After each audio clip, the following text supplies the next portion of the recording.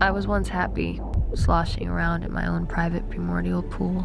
I put up a good fight, but I lost. For the first time, but not the last. This shows a little bit of how Rue sees the world. The outside world is this cruel, forsaken land. A lot of our anxiety depends on how we view the world outside. I often ask people, how safe is the world to you on a scale of 1 to 10?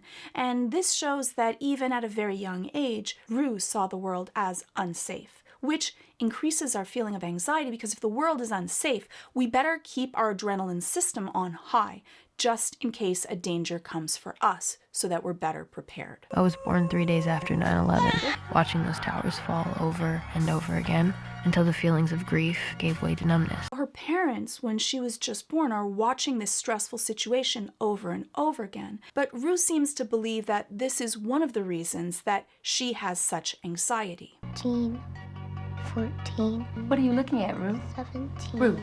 1. What are you doing, Rue? What Rue is displaying here is a little bit of OCD in counting. Now, obsessive-compulsive disorder is a way that we try to control the uncontrollable, or sometimes it's also a soothing technique. It can be displayed in many different types of obsessions and compulsions. Obsessions being things that we have to think about in the manner which we think about them. Often, this can be stuff that we feel like we cannot control. And then compulsions, things that we have to do. And there's many different ways. For Rue, it seems like this counting is a soothing way for her. And often people feel that if they can't finish what they have to do, something bad's gonna happen. Now, for numbers, sometimes numbers you're trying to count to get to the right number. You have to do things in a certain number of times. And sometimes, which I believe in Rue's case, is that she counts because she's just counting how many things are there. And it's a way to stop her brain from overthinking. Because her mom kept on interrupting her counting, she had to start over. And she's counting to reduce her stress. And because her mom stopped her, her stress level increased, and that's why she cried. I'd say she's suffering from obsessive-compulsive disorder. It's not like I was physically abused. A lot of people believe that these things are caused by excessive abuse or childhood trauma, but they're really not. OCD is often just a coping technique. It's a way for us to try to control the uncontrollable or stop bad things from happening or keep our mind busy.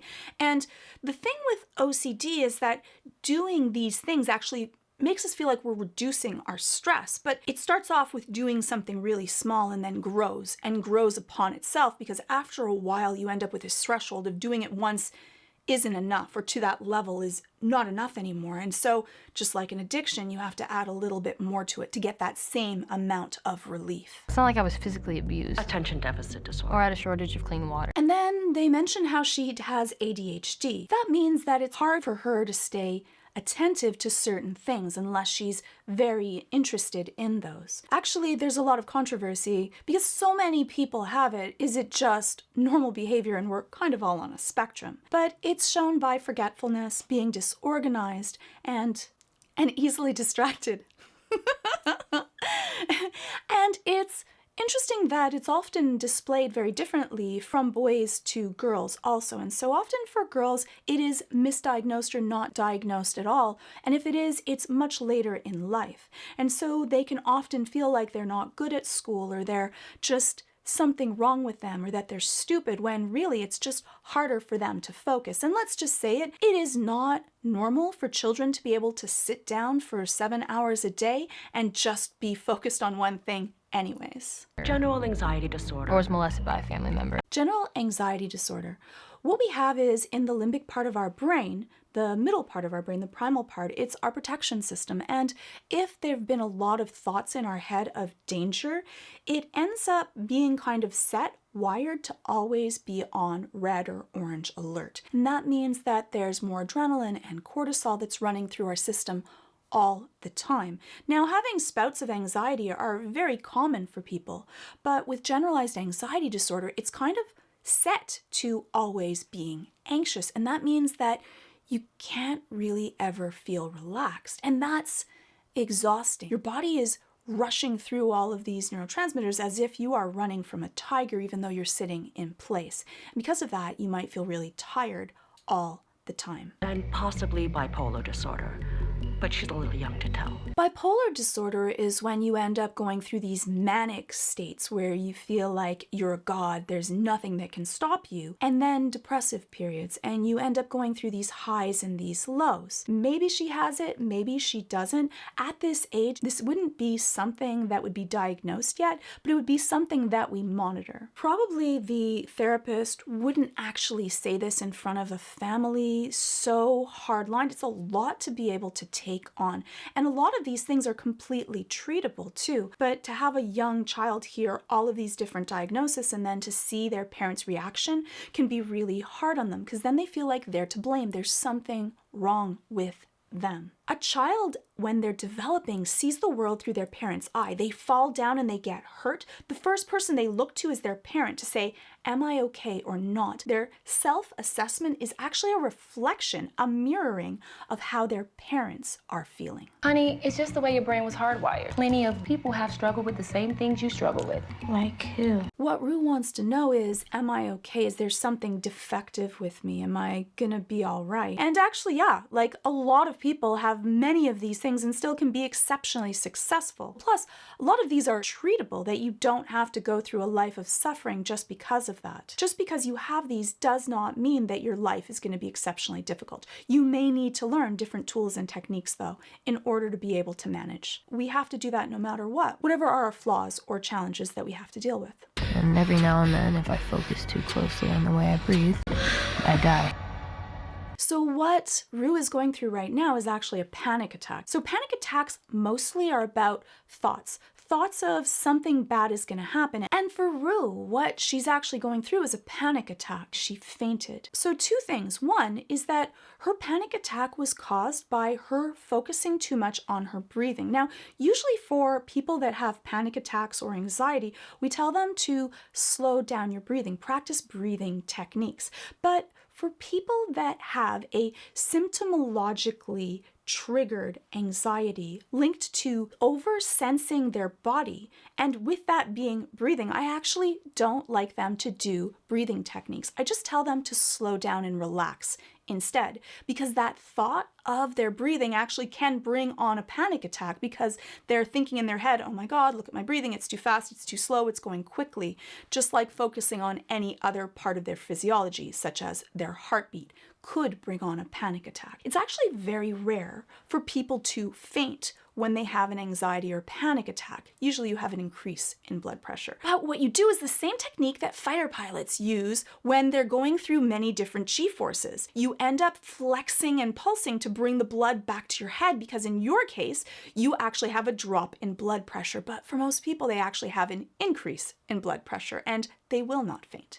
Until every second of every day you find yourself trying to outrun your anxiety. And you can't outrun anxiety, it's in you. And once your body senses danger enough times, not only does it pour adrenaline into your system, but how do you get better at something? You practice it. And so because for Rue, she's been practicing being anxious, her body actually will create a adrenaline response, epinephrine, faster than other people would, because her system is getting ready for danger. So that's actually adaptive. If she lived in a dangerous part of the world, it would be a good idea to be able to be anxious and keep herself safe faster. But for Rue, because she's living in this safe environment, but her brain's saying danger, she ends up in this situation that there isn't actually a physical danger, but her body is feeling it. And that's very exhausting. Some techniques might be to be able to accept it and know that even though you feel this way, it's okay. Nothing bad is actually going to happen to you. But you need to kind of go through that cognitive restructuring, that restructuring of the way that you look at the world. And that does take a certain amount of work. And you see her, as so many boys and girls do, of starting to be a little bit critical of her own body. She's now seeing the world no longer through her parents' eyes, but through her peers' eyes and through the media's eyes.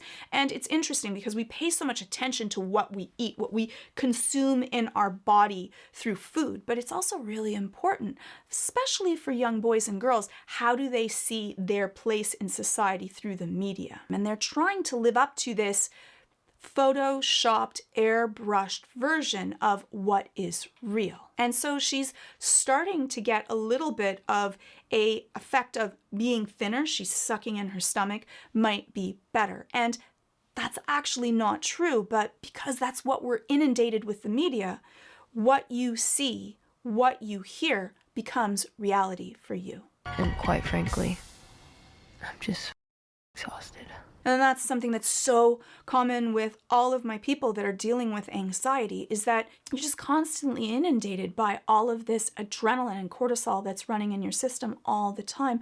You're so tired. You're not sleeping as well. Your brain is constantly rushed. You are tired even though you're not doing anything physical, because even though you might be sitting in place, you're going through a rush of all of those neurotransmitters and hormones that are saying danger. So you're running like a racehorse just on the inside, even though it might look placid and serene on the outside. It also affects your eating, your healing, your skin, your emotional control, your reactivity, the way that you see the world. It all becomes flavored through your anxiety. And at some point you make a choice.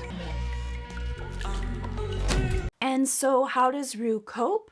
She ends up by self-medicating. She's taking her mom's Xanax. Xanax is a benzodiazepine, and it's a type of medication that inhibits that anxiety response. And all she wants is to feel more calm, to stop the spinning. You said the doctor was in our network. How could it suddenly be out of network? I can't afford it. You can hear the mom in the background that she's not really able to get Rue the support that she might need. And so because of that, Rue just wants to do whatever she can to be able to feel calm. But the problem with benzodiazepines is because they work so effectively is that they also can be really addictive, because eventually it is like taking alcohol. A little bit doesn't create the same calm effect. Eventually you become tolerant to it and you need more and more in order to get the same effect of relief. And so that's why often they're prescribed more as an occasional use medication, to use as needed. I used to take care of my dad after school because my mom had to take a second job to cover the medical bills. He had like a bunch of pills.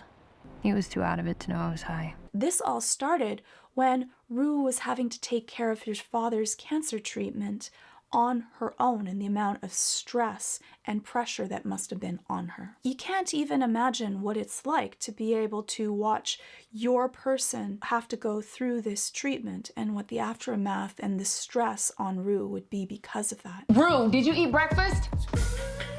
Going back to the fact that she's not having breakfast in the day, some people are not hungry for breakfast, which could be the case, but with the other scene of her sucking in her stomach, I would say that perhaps she's not eating as much as she should be. I just showed up one day without a map. Anyone capable of giving one iota of good advice. We're not taught how to deal with all of these different situations in the world.